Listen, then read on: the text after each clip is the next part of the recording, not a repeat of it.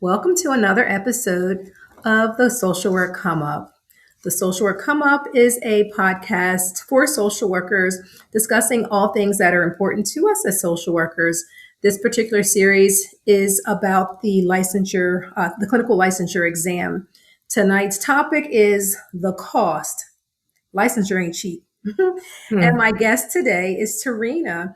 So, Tarina is here to talk about her experience with the clinical licensure exam, what it meant as far as cost and things of that nature. And so, I'm going to go ahead and let her introduce herself. Hi, everyone. My name's Tarina. I'm a social worker of 27 years. I Wow. graduated from Washington University in St. Louis, Missouri. It is a PWI. Wow. Okay. Okay. Well, welcome and thank you for joining us. So we're just going to get right into it. I heard you say that you attended a PWI. So, hmm how long after graduating from your MSW program did you first attempt the clinical licensure exam? It's very interesting. My first attempt was actually 17 years after I graduated. Oh, wow. Yes, and it took a while due to certain cost issues that I'm sure we'll bring up, but also I had to take my MSW exam after I graduated. That took 3 attempts. My clinical license only took one, but the thought of taking more definitely was a factor, which was nerve wracking. It was very stressful financially thinking, what happens if I don't pass this test? Yeah. So, let me get this correct. So, you only had to take the clinical licensure exam one time Correct. and you passed on the first time? Yes, ma'am. Excellent, excellent, excellent. So tell me this. When you were preparing to take the exam, what kind of practice program or study program or resource did you utilize? So it's very interesting. I did not use a lot of outside resources, and part of that struggle was the cost of material.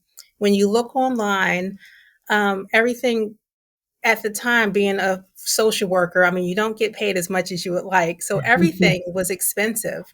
I Yeah, could not afford to pay $100, $200 for study materials.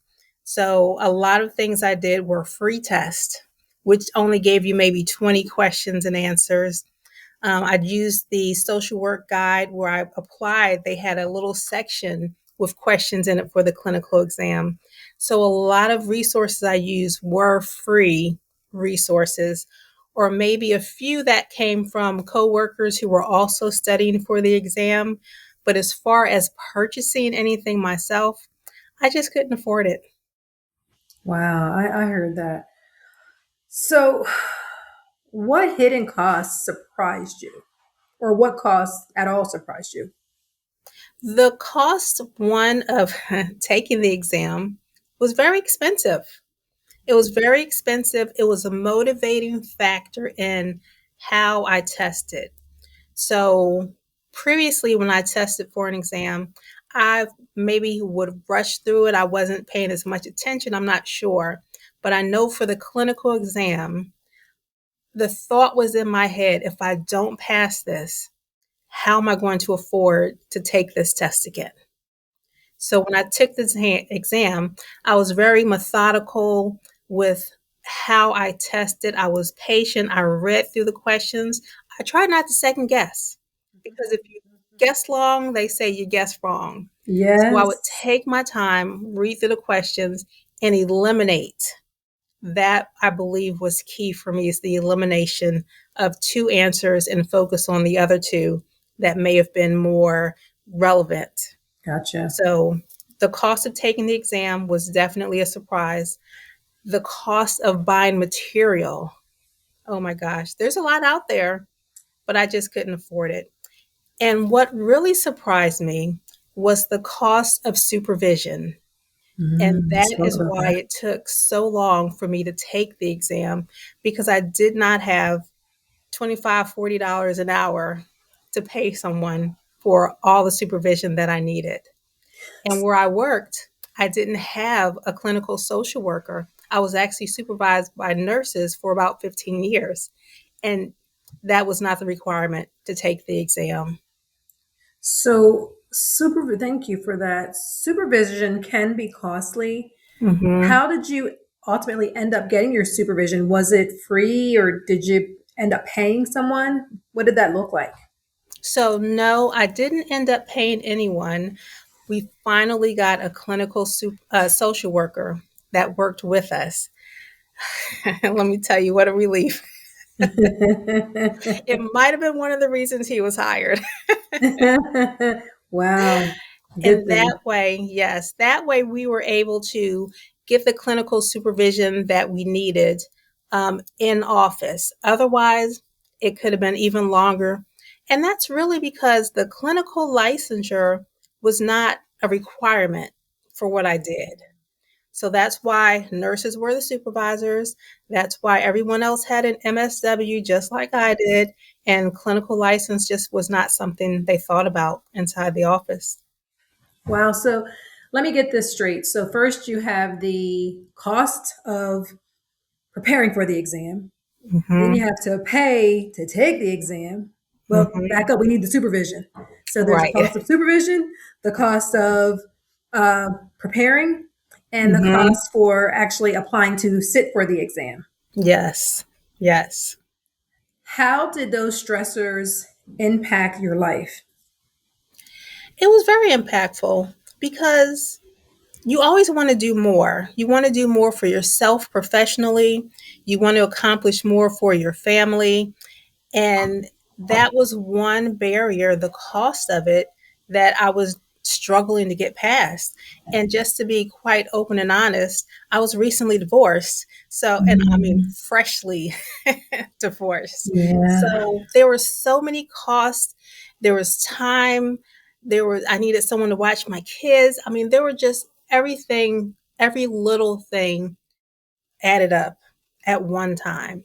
yeah, So it was definitely stressful thinking, there's more out there. If I get this license, I can do more. I can open up a private practice. I can get a better job. I mean, there were just so many reasons to get the license. yeah, So the stress of not being able to financially afford the study guides, the supervision, even the test was a struggle to afford. It was very stressful financially and yeah. mentally. Yeah, I would agree with that. There's so many costs associated with it, but when Mhm. you do have that credential, it opens up so many Mhm. doors for you. What kinds of sacrifices did you have to make in order to get the licensure? Well, there were personal sacrifices. So having to, this may seem, I don't know, this is a little difficult to say, but sometimes there's a sacrifice of pride. So when I have to go to a coworker and say, "Hey, that study guide you got? You mind if I copy 50 pages of that?" Yeah, That is a sacrifice of pride, which I don't think a lot of people think about. I don't want my coworkers to look at me as the one that's the bum borrowing everything that they have in terms of study guides. So that was definitely a sacrifice. It was a sacrifice of time. The test is several hours long. And like I said, I had to leave my family in order to go take the test. So there were a few sacrifices made for sure. And then financially, I took the test right after Thanksgiving, right before Christmas. So there was Christmas money that was used to take my test. And it was all for the betterment, though, of myself and my family. yeah. It's interesting that you say the sacrifice of pride. I Yeah. hadn't heard that before, but you're absolutely right there. Everybody has a different story.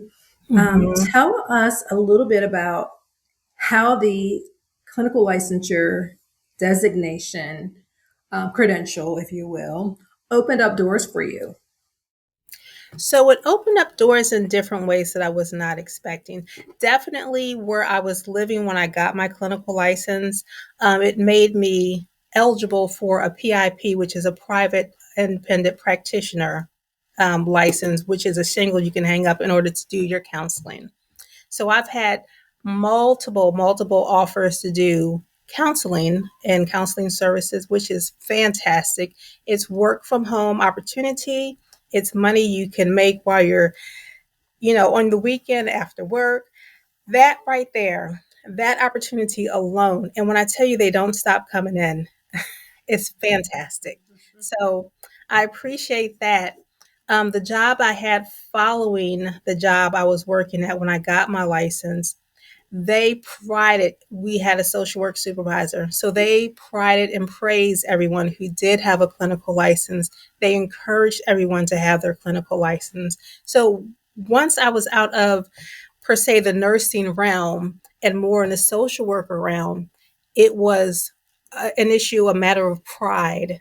And so it was very appreciated, very much appreciated, very welcome. And the reception you got when you got your license, if someone else were to get a clinical license, it was just a matter of pride, which I had not experienced in my previous employment.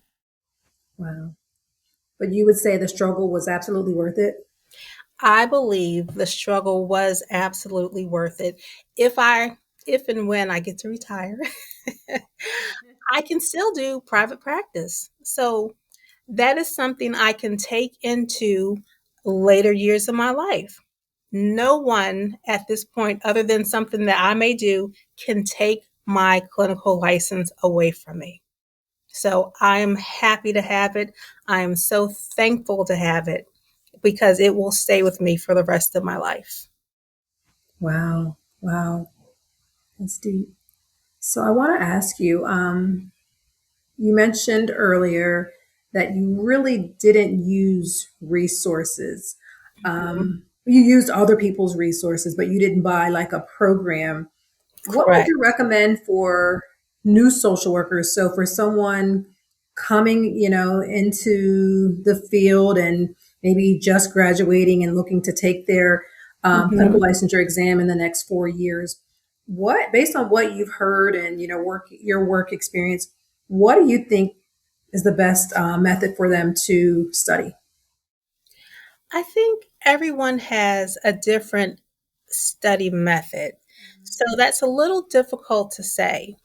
Honestly, for me, because I didn't have a lot of study materials, I didn't study a lot. But what I did was I had helpful hints and tips on how to take tests, which is different than studying. Yeah, So, knowing how to take a test was helpful. Knowing my personal test taking abilities was helpful. When I previously tested for the social work exam, I may have been tired. I may have worked a full day. I yeah, may have had to travel a couple hours to get to a location. So, those things didn't work for me. Being close to my testing location worked for me. Learning the test taking tips, things like always and never, you want to avoid those. Knowing what is first versus initial. Those little things that we learn in social work yeah. school, that was very helpful to me. So learning how I test, or knowing, excuse me, how I test was the most helpful thing for me. As far as study guides, if you want to, I would suggest buddying up. That's what I had to do with my coworkers.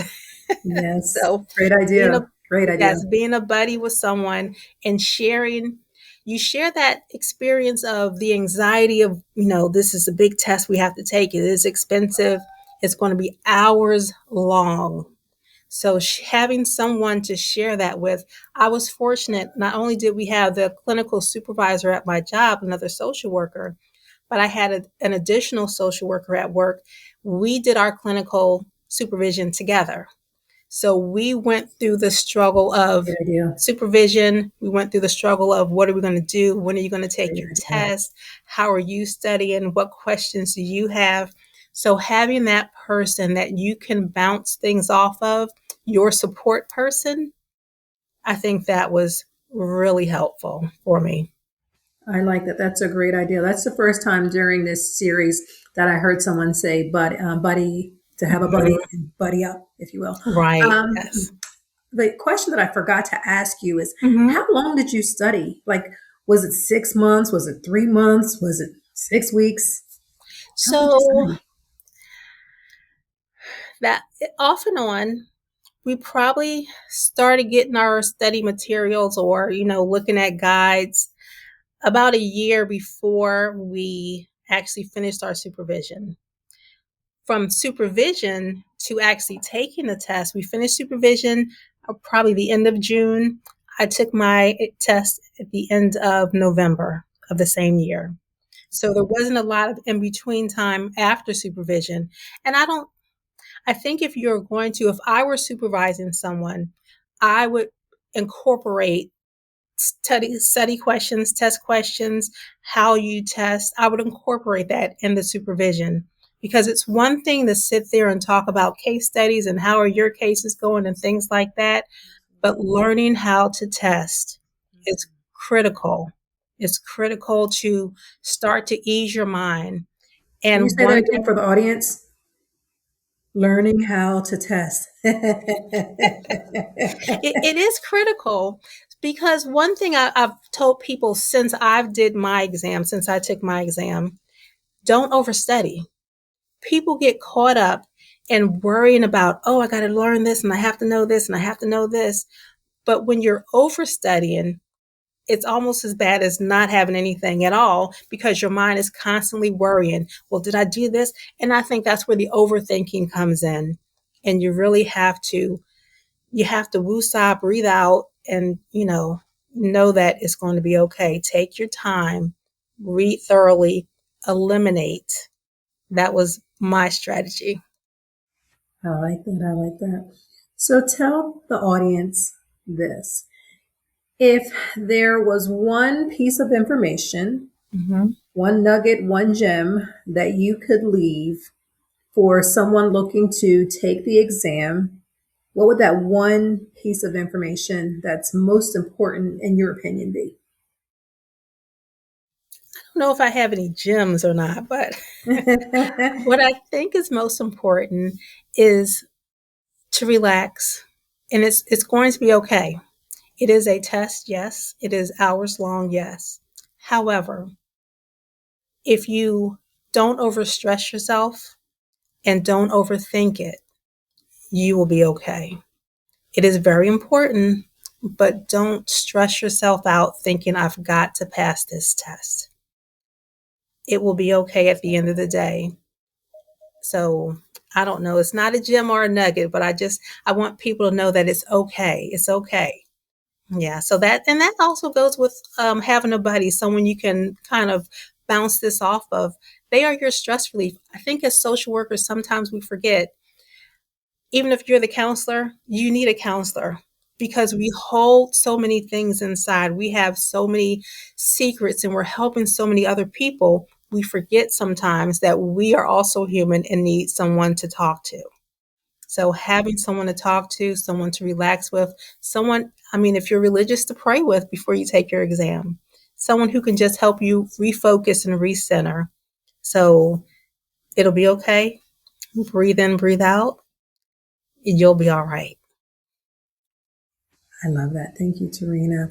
I have one closing question. I thought that was going to be my closing question, but my closing question, since this topic is about cost and cost, it's not easy to be able to afford this. So if there is a person out there that's listening who is struggling financially and they're on the fence about, should I pay this money and, invest in taking this exam, or should I wait 5, 10, 15 years? Mm-hmm. My thoughts on that is, go ahead and invest in yourself. It is truly an investment in yourself. And if you don't pass the test, guess what? Now you've had that experience and you can operate differently when you take the test again. But it's worth the investment. It's worth the time and energy to go ahead and take the test now. So yes, don't wait, because it will linger in your mind and then it still just builds up that anxiety. So go ahead and do it. Hopefully you will be successful in your first try. If not, you've had that experience. Now you are more prepared than you were before. Absolutely. So yes, I would say invest in yourself 100%. Thank you. Thank Thank you, you. Tarina, so much. That has been so insightful, and I believe it's impactful as well. Appreciate your time Of and course. everything that you shared this evening. I appreciate you inviting me on, and I appreciate what you're doing for other social workers. I think it is very important that we as social workers support each other and that we're uplifting to each other. So thank you for all that you're doing. Thank you. Until the next time, see you later.